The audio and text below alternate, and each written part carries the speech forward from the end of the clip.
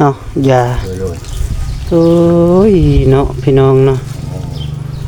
เพิ่นนอนแต่ดนล่ะบ่เดินตื่นเลยโอ้อันนี้จะเป็นยาอัมปีเด้ออัมปีโดยอัมปีแล้วก็ซาลาโดยซาลาอันนี้จะเป็นไฟละครโดยตัวนี้ฮะเคยซื้อให้ลูกค่อยนะโดยโอ้ลงไว้อยู่กะโดยถึงยังบ่ฮู้ว่าอาการเป็นจังได๋อันนี้เป็นยาดีไข้หวัดโดยไข้หวัดคุณ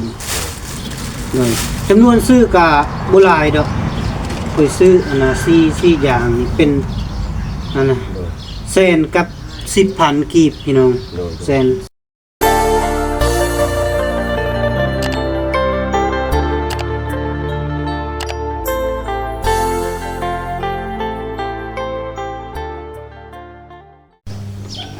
ครับดร.สบายดีและสวัสดีเด้อพ่อแม่พี่น้อง FC มื้อสุขสุคน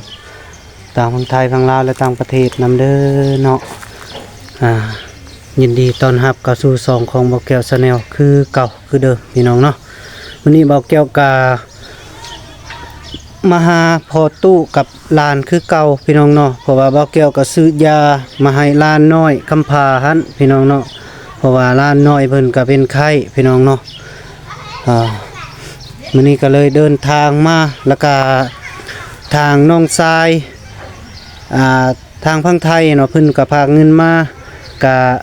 1,000 บาทพี่น้องเนาะแล้วก็เพิ่นก็อยากให้ซื้อยาใช้ซื้อของกินของอยู่แล้วก็ซื้อน้ำเนาะแต่ว่าสำหรับมื้อนี้บ่าวแก้วก็ซื้อแต่ยามาให้เนาะพี่น้องเนาะกายนั้นก็มันเป็นมื้ออื่นพี่น้องเนาะกะบ่าวแก้วก็พาแน่กะมาแต่ขุดมันก้นมันพี่น้องเนาะแล้วก็มีหยังกะฝากกดไลค์กดแชร์กดติดตามเนาะพี่น้องเนาะกะบ่าวแก้วก็ได้ปะได้ทิ่มเนาะพี่น้องเนาะกะดูแลลานคำผ้าพี่น้องเนาะแล้วก็ทางพอเท่าแน่พี่น้องเนาะเอาโอเคเนาะพี่น้องเนาะก็ไปเบิ่งไปส่งไปนำกันเนาะเป็นจังไดกะลานเพิ่นกะแค่แน่ไข่ละบอหรือว่ายังก็ยังบ่ฮู้พี่น้องเอ้ยก็ตอนนี้ก็บ่แก้วก็อยู่บ้านพอตู้พอเฒ่าแล้วแต่ว่าก็ยังบ่ทันเข้าไปเนาะพี่น้องเนาะก็เห็นลานเรานอนเธอเลยอยู่พี่น้องเนาะก็คือสิแม่นประมาณอาการหนักเนาะพี่น้องเนาะก็จึงว่ากันเนาะพ่อแม่พี่น้องกันอาการหนักแล้วบ่าวแก้วก็สิปรึกษาทางเบาลี่พี่น้องเนาะก็คันสิไปทางโรงพยาบาลกันแล้วแต่เนาะพี่น้องเนาะเพราะว่าเบาลี่เพิ่นมีรถใหญ่เนาะแล้วเบาแก้วก็มีแต่รถจักรอะไรไปแปะพี่น้องเนาะเอาโอเคเนาะพี่น้องเนาะไปเบิ่งนำกันเนาะโอ้ยเนาะพี่น้องเนาะเบาแก้วก็ซื้อเป็นยาน้ำเนาะพี่น้องเนาะมันเป็นน้ำแล้วก็ยาอัมปีอย่างต่างๆนะพี่น้องเนาะจังหน่อยเบาแก้วก็สิอธิบายให้พ่อตู้ฟังหรือว่าพ่อเฒ่าเนาะพี่น้องเนาะโอเคไปกันเลยไปพี่น้องโอ้ยเนาะสบายดีเด้อพ่อเฒ่าโดยสบายดีเอาเป็นจะได้อันลานน้อยเป็นแห้งๆเลยมื้อนี้แห้งๆนี่แหละโดยโอ้นอนเคลออยู่พี่น้องเนาะบ่ได้กินมื้อนี้กินข้าวน้อยนึงมื้อนี้โอ้กินข้าวบ่กินน้อยนึงเพิ่นกินน้อยนึงเอาอย่าโดยโอ้ยเนาะพี่น้องเนาะเพิ่นนอนแต่ดนล่ะบ่เดินตื่นเลยโอ้โดยแต่บ่ายมื้อนี้ดูเอ้ยดูบ่ลูกโดยดูบ่นี่โอเคมั้ยโอ้ยบักลาตื่นแล้วบ่ลูกตื่นแล้วสวัสดี สวัสดีลูกสวัสดีเด้อผมสบายดีพ่อแก้วนั่งนั่งเด้อนั่งดีเด้อนั่งบ่ยากโอ้ยพ่อแก้วมาตลอดอยู่ลูกพ่อแก้วเชื่อมาตลอดโดยบักแก้วคิดฮอดบักลาเด้บักแก้วก็มาหาบักลาตลอดเลยฮอดหำน้อยเดี๋ยวทำน้อยเด้เนาะ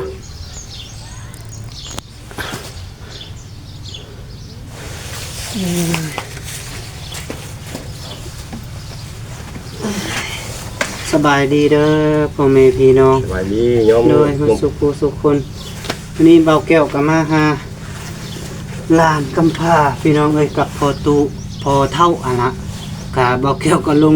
ลืมๆคือกันพี่น้องเอ้ยพอตุกับพอเท่าอันคือกันบ่เนาะแล้วก็ทาง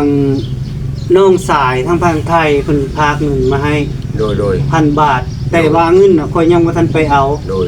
โดยค่อยซื้อยาแล้วค่อยเอาเงินค่อยเองออกก่อน โดย โดยได้บักหลาแฮมบ่ลูก อย่าโดยบอกเลยโดยเลย กินข้าวแล้วกินอยู่บ่นมนะบ่อมบ่มือนะบ่มือ บ่อมมือนะเปื้อนนะลูก เปื้อนมือเอาเช็ด เซ็ต เดี๋ยวพี่มันบ่มือเปื้อนเช็ดบ่มือเปื้อนกูรู้ เลยเพิ่นฮู้เด้อ กูรู้บ่ดมเพิ่นแม่บ่ดมมือ อยู่เป็นตะแพงเด้ออันอายเพิ่นอยู่พังไทยพาเงินให้บักหลาเด้พันบาทได้ ให้ หลาย ใคร เติบได้ ฝากเงินมาให้ซื้อยานี่ ซื้อยาเด้แล้วก็น้าบ่าวก็ซื้ออันมาให้ อันนี้จะเป็นยาอัมปีเด้ออัมปีเลยอัมปีแล้วก็ซาลา โดย ศาลาอันนี้จะเป็นไฟละคร โดย ตัวนี้ฮะเคยซื้อให้ลูกค่อยนะ โดย โอ้ลงไว้อยู่กะ โดย ตัวนี้บ่ฮู้ว่าอาการเป็นจังไดอันนี้เป็นยาดีไข้หวัด โดย ไข้หวัดเป็นเลยจำนวนซื้อกะบ่หลายดอกเคยซื้ออันน่ะ4อย่างนี่เป็นอันน่ะแสนกับ 10,000 กีบพี่น้องแสน 10,000 กีบแต่เฉพาะยานี้ค่อยจะสิปนให้เจ้าไว้ ยังมีบ่น้ำนี่พออยู่บ่ ยังพอบ่ การบ่พอได้น้ พอจะขึ้นฟ้าไว้ ำเลยเพราะว่าค่อยก็บ่ได้ตื่นมา เบิ่งขึ้นฟ้าน้ำเรื่อยๆ คือสิพออยู่แล้วเบิ่งก็สิปนให้ก่อนบักลากินเด้อแมลงนะ กินแล้วให้มันเช่าเลยลูก มันมีบวงของมันโอ้ยพออยู่แล้วพออยู่นี่มันให้ตื่มน้ำซั่นนี้พ่อแม่พี่น้องตื่มแล้วก็เฮาก็สลัดหันแตกก่อนอันนี้มันเป็นยาอัมปีตาลเสื้ออันเนี้ย โดย ตาลเสื้ออย่าให้บักลาเสาไวๆเด้อเสาไข่เด้อ โดย บักลาก็ไปหาการเครียดเด้อหาคุดเครียดเด้อ ไปหาการเขียนให้เพิ่นแล้วบัดนี้ ยังบ่แตกเด้อ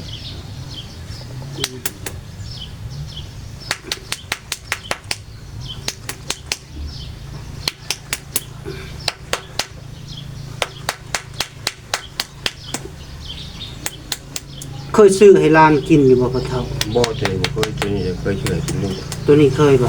ในละครนั่นแหละ โดย ใช่ป่ะได้แตกเบิดละ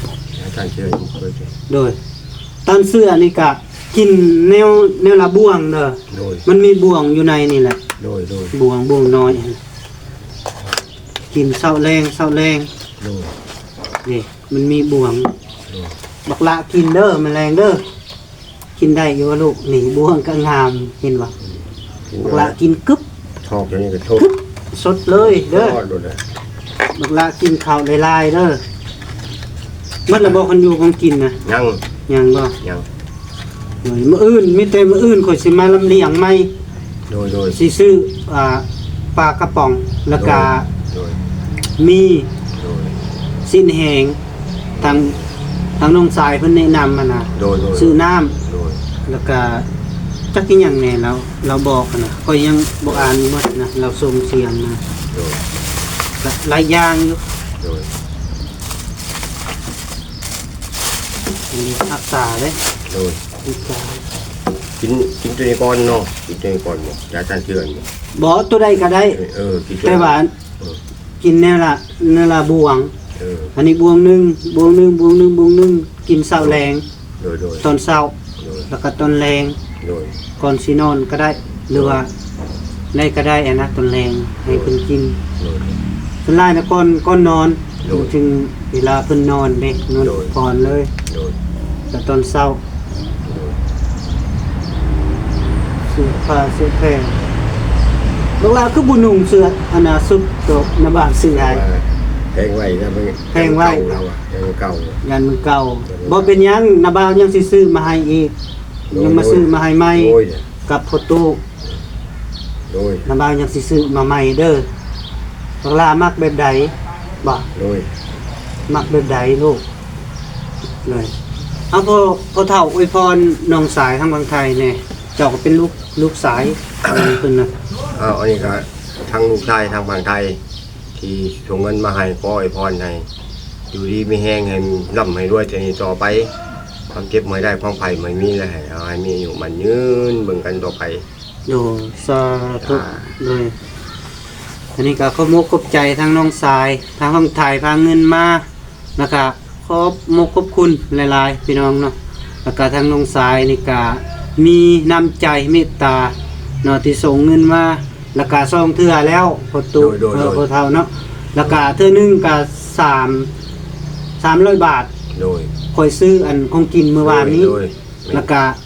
มื้อนี้เพิ่นก็พากมาอีก 1,000 บาท โดย แล้วเป็นผู้ดีเป็น1,000กับ300 บาท โดย เลยก็เพิ่นก็ดูต้นสงสาร โดย เนาะ โดย เห็นลาน โดย ลานน้อยคำพาพี่น้องเนาะ โดย ก็เพิ่นก็พากมา โดย แล้วก็ขอบคุณแล้วก็ตอนนั้นแล้วก็มีอีหยังก็ทั้งน้องสาวเนาะ แม่หยังก็ โดย ลืม แม่ แม่มาลีบ่ แม่ แม่มาลี หรื เนาะ อว่าแม่มะลิคือว่า โดยแม่มาลีก็พากเงินมาให้ก็ โดย พอดีเป็น1,500บ่1,500 บาท 1,500 โดย1,500 บาท โดย เลยแล้วก็บัดนี้ต่อมาแล้วก็น้องสายนั่นนี่นะเพิ่นพากมาแล้วก็ขอบคุณหลายๆเนาะก็หลายเติบแล้วเด้เพิ่นพากมาเนาะ โดย เพิ่นอีต้นสงสารเด้ โดย สงสารหลานน้อยเนาะ โดย นกหลานเนาะมื้อแลงกินเด้อลูกเด้อ สบายเพื่อน กินหลาย ขอบคุณเพื่อนเด้อ ๆเลยอย่าไข่บักลาดีไข่ไว เท่าไข่ขาไก่เขียนเพื่อน ๆเลยอาบน้ำอยู่บ่ อาบไม่ได้เป็นนี่อาบ อาบอยู่ไส มีช่างก่อนอาบ โอ้ไปอาบอยู่น้ำสางเพิ่นบ่ อาบมีช่าง อืมนุ่งชุดเก่าชุดใหม่ที่เบาแก้วซื้อมาให้หรือเพิ่นแพงพี่น้องเอ้ย เป็นแพงไว้เหมือนยามลูกเขา แพงไว้ยานมันเก่า โอ้ยเนาะภาษาอีกน้อย พี่น้องเอ้ยก็เป็นจังซี่ โด ล่ะ ยโดย ก็บ่เป็นหยังเพิ่นฮู้จักรักษาเครื่องนุ่งเครื่องห่มก็ดีคือกันพ่อแม่พี่น้องเอ้ยเด็กอายุส่ำนี้เนาะก็ยังว่าฮู้จักว่ารักษาเครื่องรักษา โดย ก็เป็นการดีคือกัน แต่ว่าก็อยากให้เพิ่นใส่แน่เพราะว่าเบาแก้วก็ยังสิไปซื้อมาใหม่อีกนะจำนวนเงินที่ยังเหลือเนาะแล้วก็ยังหลายแสนเติบในตัวเอ้ย โดยโดย ก็ถูก โดย ยังหลายแสนเติบอยู่ โดยโดย ลักๆนี่สิซื้ออีหยังอันน่ะป้องป้าบ่ เอาของปลาเลย เอาป้องป้าเนาะมันติเฮาใส่ดนเนาะเลย เอาได้กินดน ได้กินดนแล้วก็ โดย เอาบ่มีตู้เย็นเนาะ ของนี้ตู้เย็นเอาของปลา เอาปองป้าแล้วก็เอาสินแห้ง กินแห้ง โดยสินแห้งนี่ก็ได้อยู่สำหรับปิ้งปลานี่อยากให้เจ้ากินไปในมื้ออื่นนี่ก็สิซื้ออยู่ปิ้งหนึงบ่ กินไว้เนาะเอาปีนึง ปิ้งหนึงปิ้งปลาเนาะปิ้งปลาธรรมชาติเฮานี่แหละ โดยปลาต่าง คันสิเป็นปลานิ่นกับแพงได้ ๆโดย แสนปลายผู้ใด ยาน ที่ยานเจ้ากินบ่เบิดนั่นน่ะ เอาปีปลาธรรมชาติแล้วมันแล้วอันนี้ ปลานิ่นมันใหญ่ได้ ตัวใหญ่ โดยแล้วก็ยานกินบ่เบิดแล้วบ่มีตู้เย็นไว้อะนะของกินวันนี้ก็คือสิยังลายบ่ ยังแหละมือยังกุ้มอยู่มือ มื้ออื่นนะ โดย แต่กับปิ้งไก่นี่กินแล้วบ่ มีไก่กินแล้ว อืม กินแล้วเลย โดย หากมันปีนึงก็ครึ่ง โอ้สิกินสำใดเนาะซอง โดย ซอง โดย องค์เฮ้ยนะ บักหละกินบ่น้ำบ่าวจะได้กินเลย จึงลดไข่ไป กินบ่ กินเนาะ กินบ่ เป็นใจบวกให้กินบ่ กินบ่ลูก กินแล้วคนไม่ย่างก็กิน ไปกินบ่ กินน้ำหวานเนาะกินน้ อุ้ย กินน้ำพอแก้วบ่ กินบ่ลูก พอแก้วเนาะ อย่าเฮ็ดบ่ได้แล้วบ่กินแล้วก็บ่เป็นหยังมื้อแรงยัง แมลงยังกินแมลงกินแมลงเรากินนกแมลง มื้อแรงก็กินเนื้ออันเพิ่นกิน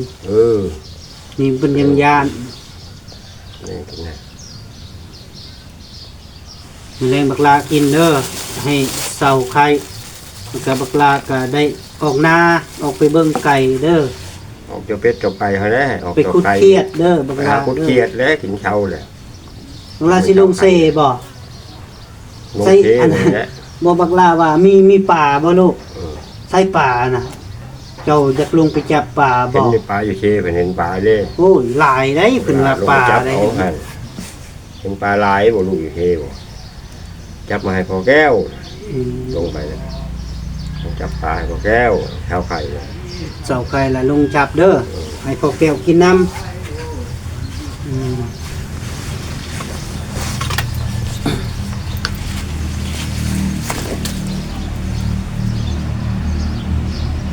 ให้หมดเด้อเอามือไหว้ไปเด้อเดี๋ยวมาได้ เด้อได้แล้ว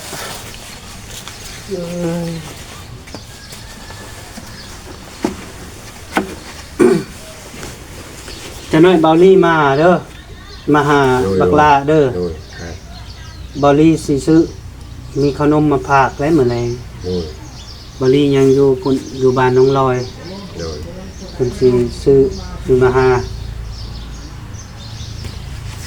ให้อันเบาลี่พับไปห้องหม้อเด้อกันบักลาอันนะไข่นัก นี่เป็นเดี๋ยวไปเทียบยาเอง มื้อนี้แฮมบ่ เอาหมูหนังแห้มมัน หนักเนาะ นักมันแห้ม เมื่อคืนนี่แค่ แห้ แน่ มเจ้าคืนนี่ใครได้คืน คืนนี้แค่แน่แล้วก็หนักเสาร์นี้ เท่านี้ถ้าก็แห้มนักกว่าเท่านี้นะ เลยมีหยังก็คือข่อยบอกหั่นแหละเพราะ โดย พ่อเฒ่า โดย ไปเด้เจ้าไปแล่นไปหาพ่อเฒ่าอัน พอเราเห็นว่านี่ใช่ โดยคันเพิ่นนักแล้วก็ โดย เรื่องอนาคาสิพาไปห้องหม้อหั่นแหละ โดย ก็ซอกรถแถวนี้หั่นแหละข่อยก็มีแต่รถจักรยันเจ้าคือบ่ได้ โดย มันจะน้ำมันรถมันล่างเขาก็ใส่เพิ่น โดย บ่ได้ซื้อที่ยาว่านี่บ่ได้ซื้อ ชื่อยาอันนี้ยาเม็ดยา โอ้ซื้อยาเม็ดมากินบ่ ยาเม็ดมากินทุเรากัน เพิ่นกินหรือบ่ กิน บ่ได้เลือกเนาะกินก็ดีเนาะ บอกกินได้หรือบ่ โอ้ยเนาะพี่น้อง ไหว้ไปคืนนี่ก็ไหว้ไปนอน วายแน่เนาะ ไหว้เลย แต่มาซ้ำเสาอีกเนาะ โดย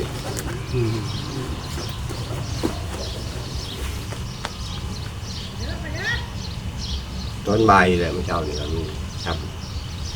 มันไอ้เด็กเด็กเลยไอ้เด็กแห้มมาเลย เลย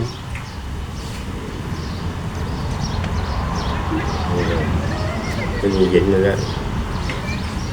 นอนมันมืดบ่มื้อนี้บ่ โดยจ้ะ บ่ได้ไปลิ้นบ่ โอเคโดยจ้ะ เพิ่นบ่ได้ไปลิ้นบ่ บ่ไปหน่อยหนึ่ง อืม ไปนอนน้ำปะเทาไปดินนี่นอนไปที่เขาอาบน้ำเลย บักอ้ายบ่มาเนาะ ไอ้บุมาไกลเลย ตายตนพี่น้องเอ้ยโอ้เบิ่งแล้วแล้วก็ โดย เป็นจังไดบ่อยู่ทั้งสองคนนี่ โดย พ่อเฒ่าก็อายุแก่แล้วพี่น้อง โดย จักปีก็ 68 ปี 68 ปี 68 ปีมันธรรมดาได้พี่น้อง โดย เนาะก็ยังอีก2 ปีก็70อยู่เด้ ย่างไปก็เชื่อชูเชื่อชัดไปเลย โอ้บ่ติเจ้าดอกคนนี้ก็ หากให้เดินไป หน่อย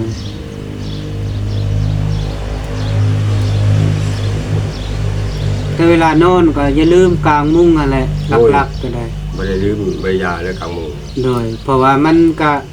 ยุ่งหลาย โดย ก็บ้านเฮา ห้องน้ำลายแล้วก็เป็นยุงได้ยุง โดย มันเป็นที่ยุงหลายเด้ โดย มันมายุงไงเป็นตะยาน รุ่นมีแต่เป็นวัดไปไหนไข่ไข่แบบ คักอยู่ที่มุงนะมัน คักแล้วบัวผู้ใหญ่เล็กน้อย มัน ทางแน่ แมงฮีมก็ยังเข้าบ่ได้ คักแล้วโดย บ่ได้ฮ้อนที่นอนกลางคืน โมธรรมดาอยู่ ธรรมดา โดย ดื่มน้ำในนี่ก็ยังบ่ฮู้ว่าเป็นมื้อใด โดยโดย คือค่อยเว้านะ โดย ยังอีก2ทิศพุ่นละ โดยโดยโดย เลี้ยงก็ โดย อดรอท่า โดยโดย มื้อนี้บ่ได้ออกหน้าติ บ่ได้ออกวันนี้บ่ได้ออก เลยดีแล้วบ่ออกนะปล่อยบ่ให้ออกเพราะว่าย้อนหยัง โดย อย่าเป็นห่วงลายไก่นะเป็นห่วง โดย หลานก่อน โดย เพราะว่าหลานเจ้าย่างไปพุ่นฮอดพุ่นอีกพอดีสั่นอยู่นาใครเห็นแล้วได้ โดย ไผสิไปเบิ่งเจ้ามัน โดย กลางค่ำกลางคืนมีแต่อยู่นี่แหละคอยเว้า โดย คันเป็นแห้งแล้วก็ไปบอกตัวเฒ่าน่ะโทรมาหาค่อยแล้วก็แล้ว โดย มันก็สิแล่นมาอยู่ดอก โดยโดย โอ้บุปะทิมที่เจ้าดอก โดย มาเบิ่งมาดูแล โดย เป็นใดก็สู้ๆไปนำกันนี่แหละค่อยกันเท่านั้นนะเด้อค่อยสิกลับป่าและบัดนี้นะค่อยสิ โดย ไปพุ่นทางอันนั้นแหละค่อยสิเมื่อเวียกค่อยแล้ว โดย มื้ออื่นก็สิได้ไปแต่เช้าไปเวียก โดยโดย เลยเอาพ่อแม่พี่น้องเอ้ยบ่าวแก้วก็สิได้พอโตเดินทางมานี่พี่น้องเนาะมันก็ค่อยคำลงแรงพี่น้องเนาะก็บ่าวแก้วก็ โดย บ่าวแก้วก็ขอขอมกขอบใจขอบคุณหลายๆเด้อทางน้องทรายทางฝั่งไทยพาเงินมา1,000 บาทแล้วก็มกขอบใจหลายๆที่ฝากเงินมาให้ซื้อยาซื้อของอยู่ของกินให้พ่อตุกับหลานคำพาพี่น้องเนาะกะขอมกขอบคุณเจ้าเด้อขอให้เจ้าอยู่ดีมีแห้งไงอยู่มันคนยืนเด้อไปใส่มาใส่คนหักคนแพงอายุมันคนยืนตลอดปีตลอดไปเมื่อทุกทานเด้อพ่อแม่พี่น้องเด้อขอขอบใจหลายๆแก้วกะบ๊ายบาย บาย